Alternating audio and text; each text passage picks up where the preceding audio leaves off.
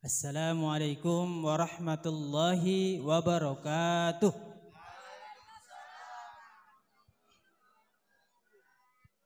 Alhamdulillah, alhamdulillahilladzi bi ni'matihi tatimmus shalihat. Alhamdulillahi ala kulli hal. Alhamdulillah alladzi khalaqal mauta wal hayata liyabluwakum ayyukum ahsanu amala wa huwal azizul ghafur. Allahumma salli wa sallim ala Sayyidina Muhammad. Allahumma salli wa sallim ala Sayyidina Muhammad. Allahumma salli wa sallim ala Sayyidina Muhammad wa ala alihi wa sahbihi ajma'in. Alhamdulillah, sebelum mulai kami mohon maaf dulu ya, bukan berarti kami yang di depan ini paling soleh ya. Justru kalau seandainya dibandingkan dengan bapak-bapak sekalian ya, saya ini bukan siapa-siapa. Saya tidak pernah pesantren pun dulu pernah 3 hari ya, pesantren kilat. Kalau bapak-bapak ada juga adik-adik, mas-mas sekalian mungkin pesantrennya lebih lama. Kami bahkan SD pun SDK Pak ya, SDK Kisanata dulu, sekolah dasar Katolik.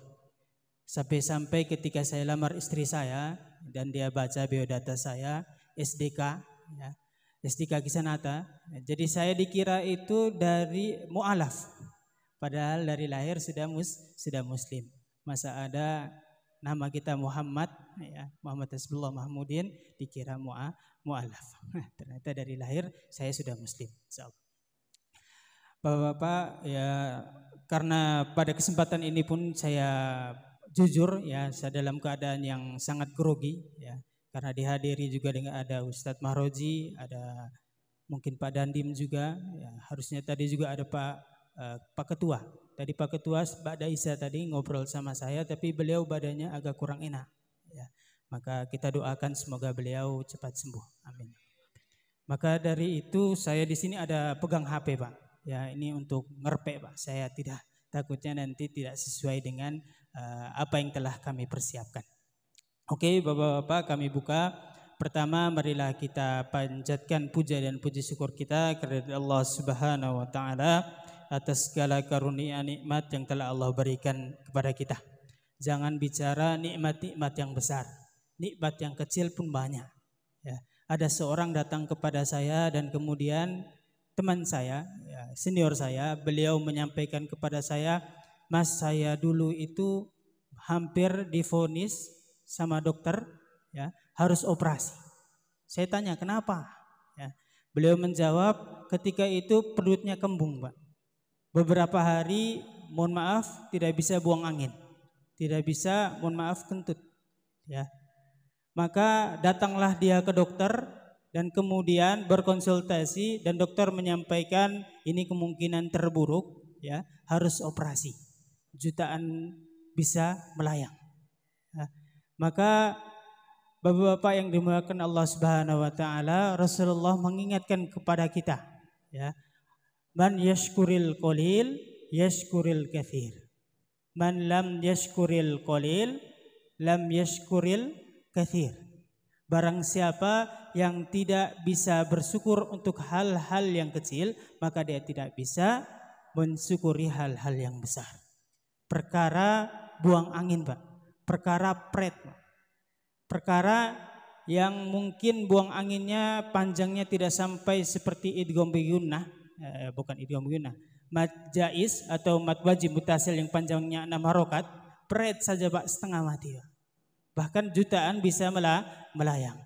Maka ma'asyiral hadirin rahimani wa rahimakumullah, pada kesempatan ini marilah kita belajar untuk kemudian mensyukuri hal-hal yang kecil ya. Kalau sudah mensyukuri hal yang kecil, maka akan terbiasa untuk mensyukuri hal-hal yang besar ya.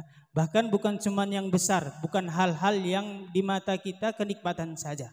Bahkan di orang-orang ya, yang tertentu ya, yang sudah menerapkan syukur berdasarkan apa yang dikatakan oleh Imam Ghazali di dalam kitabnya Ihya Ulumuddin ada 3, yaitu bersyukur lewat lisan, bersyukur lewat fiil, bersyukur lewat perbuatan, bersyukur juga lewat qalb, bersyukur lewat hati. Maka di antara mereka itu, mereka ketika ditimpakan musibah, ditimpakan ujian, mereka tidak mengeluh. Apa yang mereka lakukan? Mereka bersyukur. Kenapa bisa bersyukur? Karena mereka mengetahui bahwa ujian, bahwa musibah itu adalah bentuk sayangnya Allah kepada mereka, bahwa dosa mereka akan diampuni, bahwa mereka akan ditinggikan derajatnya oleh Allah Subhanahu wa taala.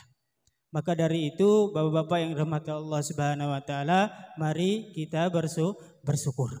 Masyiral hadirin rahimani wa rahimakumullah, dan pada kesempatan ini kita bisa melakukan hal-hal yang baik, ya. Kita berzikir tadi, ya, dan kemudian sekarang dilanjutkan dengan acara halal bihalal, itu merupakan hal yang baik, ya. Kita dilindungi mendatangi saudara-saudara yang mungkin dalam keadaan tidak baik dengan tujuan kita menebar kebaikan, itu juga merupakan perkara-perkara yang baik, ya.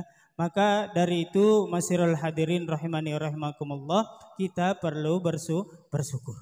Masyiral hadirin rahimani wa rahimakumullah, dan semoga kita bisa menjadi pribadi yang tatkala yang paling tingkat syukurnya itu ketika ditimbakan musibah, ya, tidak hanya disesali tapi dia bersyukur, tidak hanya diratapi tapi dipakai untuk bermuhasabah diri untuk menjadi pribadi yang lebih baik. Saya ingat ada seorang ulama muda, beliau mengatakan bahwa ketika ditanya oleh seorang yang berandal, ya, beliau bernama Agus Muhammad Nurul Yakin Al-Isyaki, ya, beliau bernama Gus Niko, ya. Beliau ditanya oleh seorang berandal, mungkin kita sudah kenal semua, ya, dicari di YouTube itu banyak sekali. Ya, beliau menyampaikan bahwa ketika ditanya, ya wahai orang yang mulia, kenapa engkau mau bersama kami? Kami bermaksiat, kami minum minuman. Maka kemudian Gus Niko ini menjawab, dan kata-katanya disertai dengan tangisan. Apa yang beliau katakan? Kalau saya terus membersamai kiai, maka siapa yang mau membersamai kalian? Masya Allah, akhlak yang sangat luar biasa. Bahkan di kesempatan yang lain beliau juga menyampaikan sebuah nasihat kepada murid-murid beliau. Ya, beliau menyampaikan bahwa kalau kalian bersama orang baik saja, maunya bersama orang baik saja, maka bagaimana dengan mereka yang mau jadi seperti kalian? Artinya apa? Kalau kalian orang baik maunya sama orang yang baik saja, maka bagaimana dengan orang yang bagaimana dengan orang yang masih berkelimang dosa? Kalau tidak didatangi, maka seperti itu terus. Maka yang dilakukan oleh Gus Niko salah satunya itu adalah beliau mendatangi orang-orang yang berkelimangan dosa, ya, diajak untuk kemudian melakukan hal-hal yang kebaikan. Ya, Bapak-bapak yang dirahmati Allah Subhanahu wa taala, ibu-ibu juga, ya, semoga apa yang kita lakukan hari ini halal bihalal dicatat sebagai ibadah, ya, dicatat sebagai sebuah perkara-perkara yang baik yang nantinya kita pun bisa mendapatkan pahala, dan pahala ini kita persembahkan untuk kedua orang tua kita persembahkan pula untuk orang-orang yang telah berjasa dalam hidup kita. Amin, Allahumma amin. Oke, kemudian yang kedua, semoga salawat serta salam tetap tercurahkan kepada junjungan Nabi besar kita, Nabi Muhammad sallallahu alaihi wasallam. Allahumma shalli wa sallim ala sayyidina Muhammad.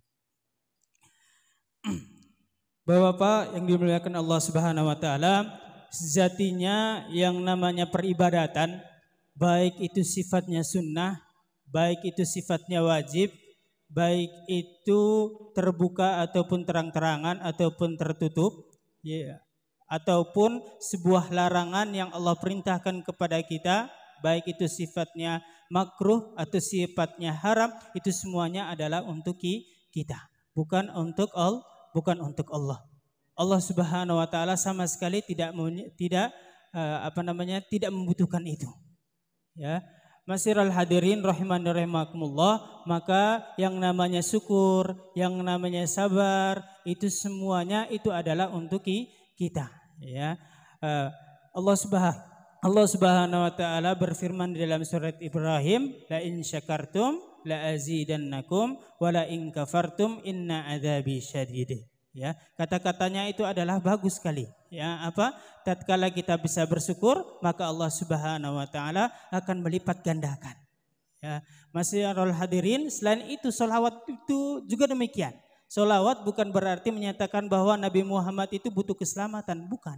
Tapi bagikan kita bercermin. Ya, kita melakukan kebaikan, bersyukur, itu bagikan kita bercermin. Kalau kita bercermin, merefleksikan bayangan kita, maka kalau seandainya kita bersyukur, kita bersolawat, melakukan hal-hal yang kebaikan, itu bukan cuma merefleksi, tapi untuk dilipat gandakan pahalanya. Nah, bayangkan hadis yang Rasulullah SAW juga sabdakan, man shalla alayya wahidatan, barang siapa yang bersalawat kepadaku satu kali, fasallallahu alaihi ashrun. Ya, fasallallahu alaihi ashrun. Ya, barang siapa yang bersalawat satu kali maka akan mendapat 10 kali tambahan rahmat dari Allah Subhanahu wa taala. Dan di hadis yang lain dan di dalam dalil yang lain, man jaa bil hasanin, ya, barang siapa yang datang dengan kebaikan maka akan mendapat 10 kali kebaikan, maka akan mendapatkan 10 kali lipat ganda pahala. Ya, bahkan di hadis yang lain di Al-Quran juga dijelaskan bahwa bukan cuma 10, bisa sampai 700. Semoga apa yang kita lakukan ini bisa mendapatkan pahala yang begitu banyak. Amin, Allahumma amin.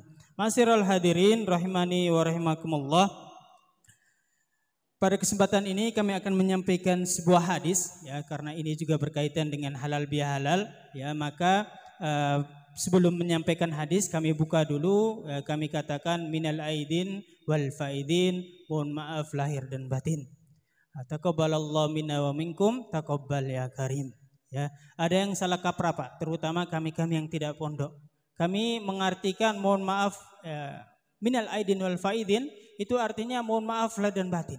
Ya, padahal salah kaprah. Ya, minal aidin wal faidin itu artinya adalah semoga kita bisa kembali ke fitrah.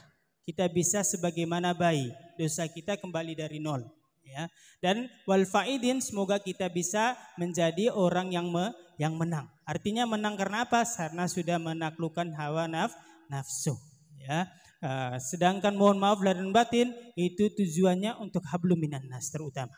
Ya, masyiral hadirin rahiman rahimakumullah, Bapak Ibu yang rahmati Allah Subhanahu wa taala, karena dosa itu ada dua, ya. Dosa kepada Allah dan juga dosa kepada manusia. Kalau dosa kepada Allah, ya, setelah sholat, ya, misalnya setelah sholat kita langsung beristighfar, ya, istighfar 3 kali astagfirullah, astagfirullah, astagfirullah, ataupun sholat atau dengan istighfar yang panjang, itu masalah selesai. Ya. Tapi kalau dosa yang kedua, yaitu dosa kepada manusia, itu tidak bisa dengan beristighfar, tidak bisa dengan beribadah. Maka kemudian perlu yang namanya kita lakukan halal bihalal. Karena tujuannya tadi, ya, karena tujuannya tadi adalah agar kemudian dosa kita kepada manusia itu bisa hilang. Dosa kita bisa mulai dari nol lagi. Masyiral hadirin, sebuah hadis yang disampaikan oleh Rasulullah SAW diriwayatkan oleh Imam Ahmad, Imam Al-Baihaqi, ya. Beliau menyampaikan bahwa, kami sambil nyontek Pak, ya, mohon maaf saya tidak sempat hafal. Beliau menyampaikan dari sahabat Uqbah bin Amir, ya. Beliau menyampaikan, ya Uqbah, ala akhbaraka bi afdali akhlaqin ahlud dunya wal akhirah, ya. Wahai Uqbah, maukah aku beritahukan kepada kamu siapa yang memiliki akhlak yang baik di dunia dan di akhirat, ya. Atau dengan kata lain dia mendapatkan jaminan surga. Masih di dunia namun sudah mendapatkan jaminan surga. Siapa mereka? Ada 3, ya. Kami janji insya Allah tidak panjang-panjang, ya. Pertama, siapa mereka? Tasilu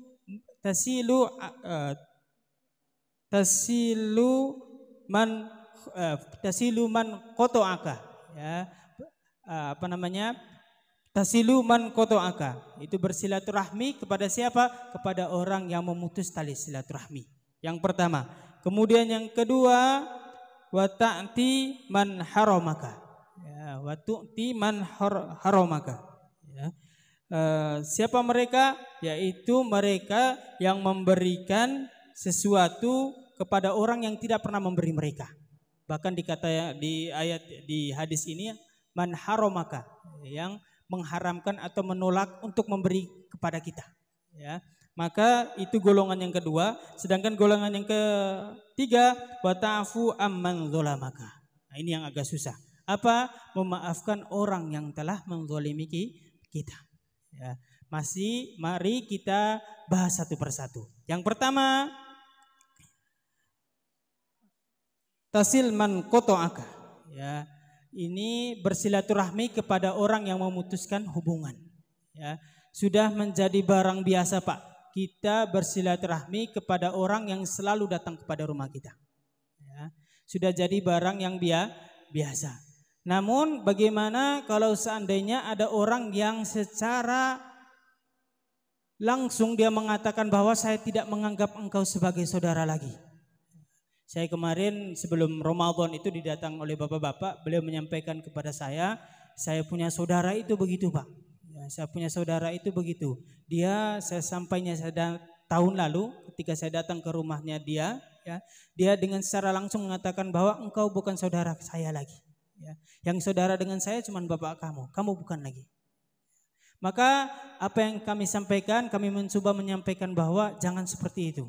Ya, apalagi Bapak sudah menjaga sholat, ya, sudah menjaga ibadah-ibadah, ya. Maka yang harus kita lakukan itu adalah apa?